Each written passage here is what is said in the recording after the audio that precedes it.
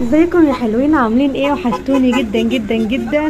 اخر فيديو انا عملته، انا عارفه ان انا متاخره عليكم كتير، بس انا فين دلوقتي بقى؟ انا ولا في العتبه ولا في المسكي، انا في اسكندريه، من احسن وافضل مكان انا بحب اروحه في الشتاء. واسكندريه بصراحه يا جماعه غير اسكندريه في الشتاء حاجه تانية خالص. انا النهارده بقى ايه، قلت كده هنزل اسكندريه، وكانت الدنيا مطره موت، كانت عماله تمطر تمطر تمطر. ورحت بقى ايه، بس كان الجو كان الجو دافي كده، يعني انتوا عارفين اللي هي ايه، في مطره كتير نازله عليكم بس الجو دافي. هو ده بالظبط هو اللي حصل. رحت نزلت كده اشوف محطة مصر الجديدة، اكلمكم عن محطة مصر الجديدة عاملة ازاي. ورحت المنشية، ورحت شارع النبي دانيال. شارع النبي دانيال ده مشهور جدا هناك في اسكندرية. ورحت كده ايه، شفت المحلات بتاعت الحاجات الزينة بتاعت الكريسماس، واسعارها واشكالها والوانها وكل حاجة فيها. قلت لا ازاي، انا لازم اصور لحبايبي برضه عشان يشوفوا معايا يا جماعة اللي هي في اسكندرية. بس بعد التطور بتاعها، انا اخر مرة شفتها من حوالي 3 شهور، ما كانتش كده، كانت زحمة وكانت مليانة بقى جائلين. بصوا يا جماعة جمال، انا والله بجد اتهبلت. كان في ناس كتير جدا بيقولوا لي عليها انت لازم تروحي تشوفيها وتصوريها عاملة ازاي، ولا اكنها مكان في باريس يا جماعة. بصوا الشوارع والمحلات، وبصوا دي كده ايه، هتتفتح مطاعم وكافيهات في محطة مصر. انتوا متخيلين؟ دي محطة مصر بتاعت اسكندرية اللي احنا كنا شايفينها قبل كده. انا مشيت كده ايه اتجاه محطة مصر، وفضلت امشي كده في الشوارع بتاعت محطة مصر. بصراحة انا كنت مبهورة جدا بالجمال اللي بيحصل. بصوا الشكل بتاعها عامل ازاي، وكمان في سوق مخصص للباعة الجائلين، مفيش زحمة خالص، والعربيات والاتوبيسات ليهم مكان مخصص برضو ليه. فحبيت اللي انا اوريكم معايا كده الشكل الجميل بتاع محطة مصر في الشتاء. طبعا في الشتاء ما بتكونش زحمة خالص، هو بيكون فيها بس الاسكندرانية اللي هم اهل البلد بس هم اللي فيها. بصوا الشوارع عاملة ازاي، الشوارع جميلة جدا يا جماعة، اكننا كده في باريس والله. والشجر والحاجات، حاجات تحفة اقسم بالله. بجد انا انبهرت بالمنظر ده وبالشكل ده، شكل خرافي.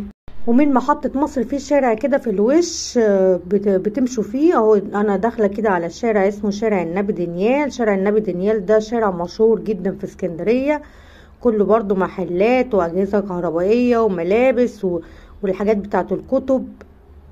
شارع جميل جدا، مخصص كمان لكل حاجة هناك هتلاقوها في شارع نبي دانيال. طبعا في ناس كتير كانت حاطة مشمع على الحاجات بتاعتها عشان الدنيا كانت بتمطر مطر شديد. الدنيا كانت بتمطر بس كان الجو دافي خالص، يعني ما تلبسوش شتوي جامد، يعني هتلاقوا لا الدنيا الجو دافي. بصوا كمان الناس عاملة ازاي يا جماعة في الشارع. الشارع ده اصلا في الصيف بيكون زحمة جدا. ده شارع مشهور اسمه شارع النبي دانيال زي ما قلت لكم. وفي سياح برضو بيروحوا الشارع ده، بيحبوا ان هم يروحوه في الشتاء. الشارع ده بقى يطلعكم على كذا شارع، بيطلعكم على سعد زغلول، ويطلعكم على المنشية والمنشية الصغيرة وحاجات كتير زي كده. هتلاقوا برضو في ناس حاطة مشمع على الحاجات بتاعتهم على الفرش بتاعهم، وفي محلات فاتحة، وفي محلات اكل ومطاعم ومحلات اجهزة زي ما قلت لكم وملابس، كل حاجة هتلاقوها في الشارع ده. والناس اهي بتاعت الكتب على اليمين، هتلاقوا ده كله صف كتب، كل الكتب النادرة اللي انتوا مش لاقيينها هتلاقوها في الشارع ده، الشارع المشهور بتاع نبي دانيال في اسكندرية. بصوا بقى التاكسي الاصفر في اسود ده اللي انا بحبه بموت فيه، طبعا مميز جدا في اسكندرية. ومحلات نظارات كل حاجة. وزي ما قلت لكم السياح هناك مليين الشارع ده، لانه في اماكن سياحية كتير جدا وهم بيحبوا يروحوها في الشتاء كمان. واحنا كده يا جماعه في المنشيه. بصوا كده انا بقى ايه، بقيت في المنشيه. المنشيه دي عشقي انا بموت في حته اسمها المنشيه.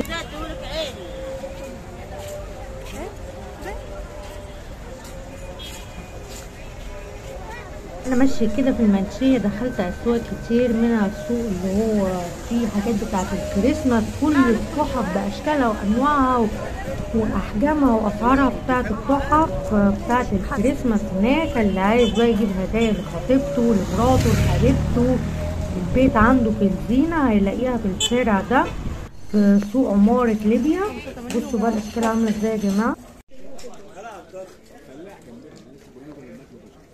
انا انبهرت بقى انبهرت بالاشكال والاسعار اللي هناك، واشكال شكلها حلو جدا. انا اشتريت من عندهم كذا حاجه كده، وناس ذوق جدا، يعني الناس اللي شغالين هناك في عمارة ليبيا ناس ذوق جدا جدا جدا. تعمل اي موسيقى؟ بينور وبيعمل موسيقى وبيقعد بغنوا لي، ده بيقعد يزحف. والمج المج 45.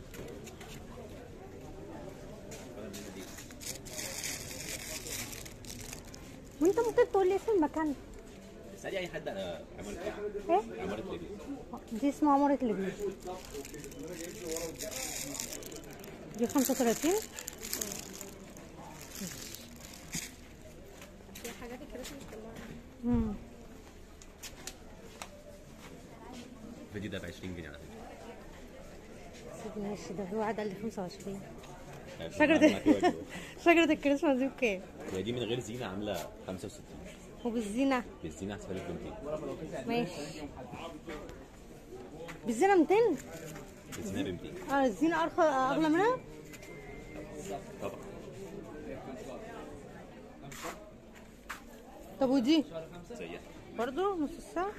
بس انت يعني على حسب عايزاها ابيض، عايزاها دهبي، عايزاها ملون براحتك. طب ودي؟ دي 225، دي متر و20 سم.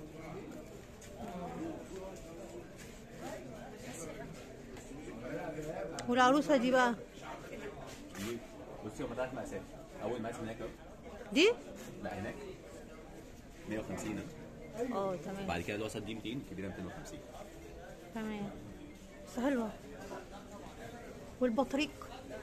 ده سنو مان 75 و95. هو ده مش بطريق؟ راجل تاني.